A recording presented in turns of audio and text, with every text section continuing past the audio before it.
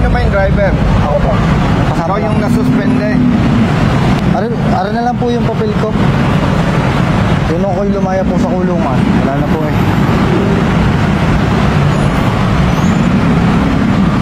Nagpiensa ka, 60 po. Yan po. napansin mo ba yun nung masagasa? Hindi. Hindi po, nasa truck lane po ko eh. Bago nga po ng takbo ko noon.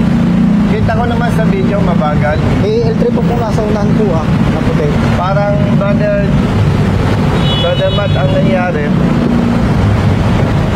kahit sinong magaling na driver, hindi maiwasan yun eh. Dumikit sa bandang ulo eh, ano? Kasi may parting pagitna na po. Kanan, ano? Opo. Sa may differential po ng Hindi mo talaga makikita yung panood ko rin yung video kung mataas eh.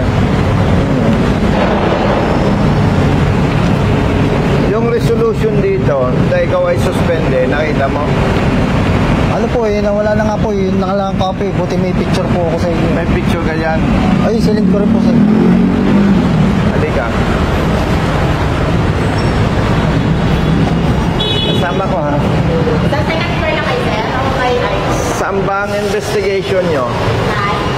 Saan ang office ng investigation? Sa second floor. Sinong nandun?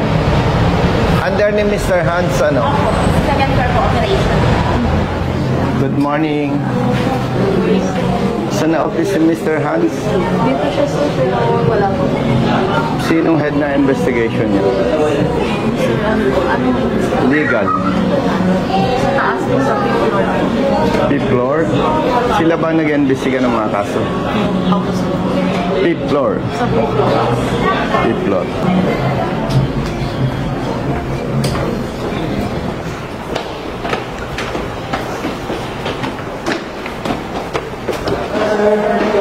Partner, saan ang legal? Okay. Sinong head dito? Good morning. Sinong head dito sa legal?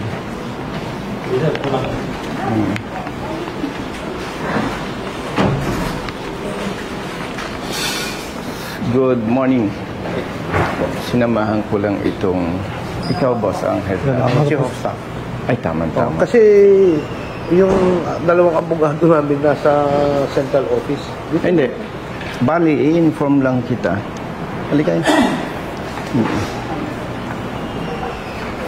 Pwede ba rin? Pwede dito? Ayun. Hindi nakakuha yata aircon.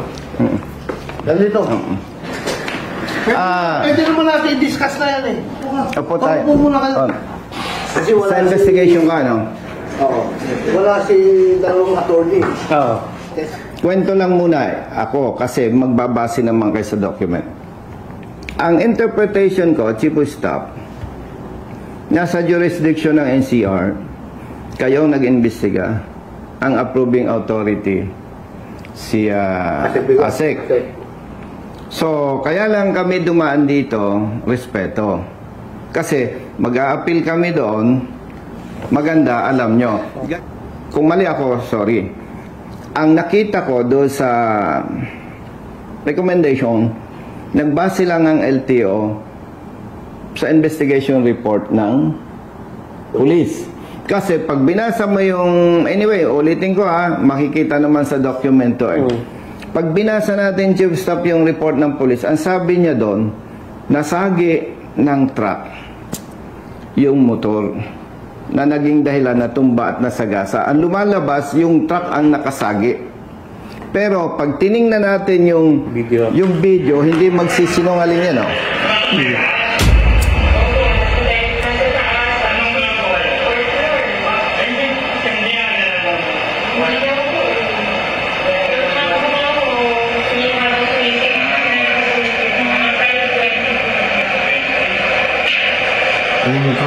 Yan na yung truck, maayos ang takbo. Ha? Yan yung truck, maayos ang takbo. Dumikit yung motor. Umiwas dito. Sa kanan.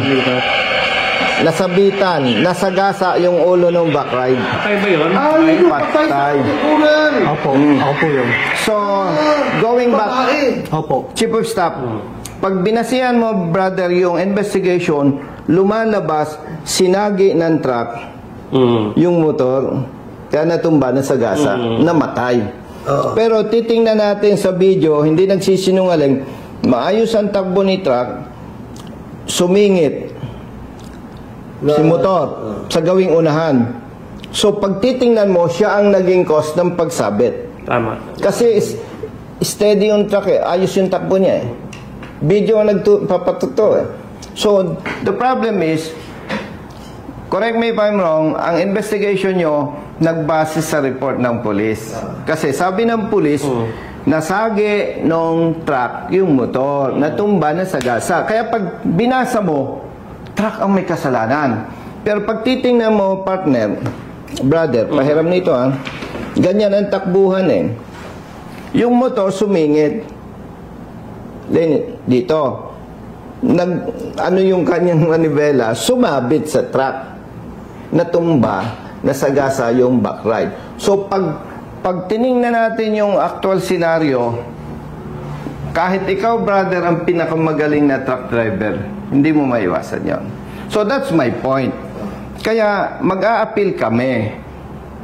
Okay? Mag-a-appeal kami dahil pinatawan siya ng 4 na taon na revocation ng lisensya. Pamilyado, single parent, may 2 anak. Yun ay dagdag justification na lang. Pero the issue here is, para sa akin, anyway, kayo naman ang magre-reinvestigate eh, hindi siya dapat pinatawan ng ganung parusa. Ang lesson dito, kaya napakaganda na meron tayong video is, hindi dapat tayo mag-rely lang doon sa report eh. Dapat makulit. Paano nakuha itong video? Pinadala niya sa akin. Saan mo nakuha? Doon sa pulis po. Oh, see? Nung nakakulong pa po ako. Oh. Nakulong nga po, iyak nang iyak nga po. Wala mga Nakulong. kasalanan. Nagpensa, 60,000. Yung boss niya nagbayad ng 200,000 Doon sa pamilya ng namatay. Pero kung titingnan mo, bagamat napakahalaga ng buhay, lumalabas ito at yung boss niya biktima. Ang tunay na may dahilan ng pagkamatay ng angkas, yung rider, yung nagmamaneho. Ang linaw ng video eh. Ang LTO nagbase sa report ng police. Hindi nagkaroon sila ng diligent investigation na may video ba ito? May ano ba? Wala eh. Yun. Kaya respeto sa inyo, dumaan ako to inform you na considering na si Asek Bigor Mendoza ang pumirma, mag-a-appeal kami doon. Boss, ite-text kita ha? Yes. Sige, boss. Ayaw kong makinig nito yung mga usapan nating ano eh. Hindi ka pinagkakapihin dito eh. Ito, ang lakas ko dyan, hindi ako pakapihin. Oo, may sikreto kami nito eh. Hindi pa pag-aaral ng ayos yung mga anak ito. 2 anak. Single parent. Naka-basic ba? Criminal case ba? Naka-criminal case. Pending ba? Ay, yung criminal case, tutulungan ko 100% ma-absolto yan. Ako nang Kasi nagsasabi dyan. tuloy-tuloy naman yan, sir. Lalo na yung video na pinakita mo. Very clear, di ba? Wow. Swerte mo. Oh, biglang mapapaiyak ka naman yan. Salamat po, sir. Sir, salamat po. Sige lang, sige lang, sige lang, sige lang. Eh, dala ka ni Kernel eh. Doon ako bumili ba? Doon ako bumili sa'yo. Yung kape, hindi pa ako bumili eh. Nagpabili pa eh. FB. Mapapaiyak siya, pinanindigan. Boss, thank you. Usap tayo. Miss call kita. Oo, Thank you. Text kita ba? Thank you. Brother, Coffee niya. pinagtagpo. Brother, Happy natin sa LTO Caloocan.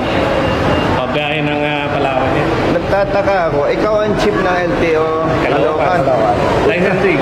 Walang reklamo doon. Siyempre. Gagawa ko ng reklamo. Ano?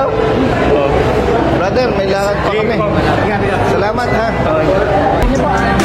Ha? Kailangan mong sumunod sa LTO. May pagkain naman kaya, no? Mamaya, tatawag ako sa'yo kung ano sa magkita. Gagawa mo ng apila mo, pepermahan mo lang. Ha? Central. May sabi nyo.